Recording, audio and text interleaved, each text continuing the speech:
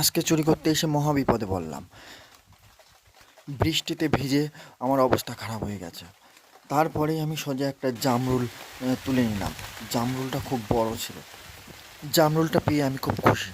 এবার সেটা দেখলাম জামরুলটা খেতে খুবই ভালো ছিল। বাড়িটি ছিল পুরো ফাঁকা জায়গা, আশেপাশে কোনো বাড়ি দেখা যাচ্ছে না। তা বাড়ির মালিক এখানে থাকে না, এই জন্য দেখুন চারিদিকে লেবু পড়ে আছে। লেবু তোলার লোক নেই আর কি। অনেক লেবু নিচে পড়ে নষ্ট হয়ে যায়। এবার আমার যে মেন উদ্দেশ্য ছিল করম চা, সেই করম চা অনেক গাছ খোঁজাখুঁজির পর একটা করম চা পেয়ে গেলাম। ভিডিওটা শেষ পর্যন্ত দেখার জন্য আপনাদের অনেক অনেক ধন্যবাদ। আপনারা যেখান থেকে যে জায়গা থেকে ভিডিওটা দেখছেন অবশ্যই কমেন্টে জানাবেন জায়গাটার নাম। অবশেষে আমার তোলা হয়ে গেছে এই যে দুটো জামরুল আর একটা করম চা আর একটা লেবু। অলরেডি এবার বাড়ির দিকে রওনা দিব।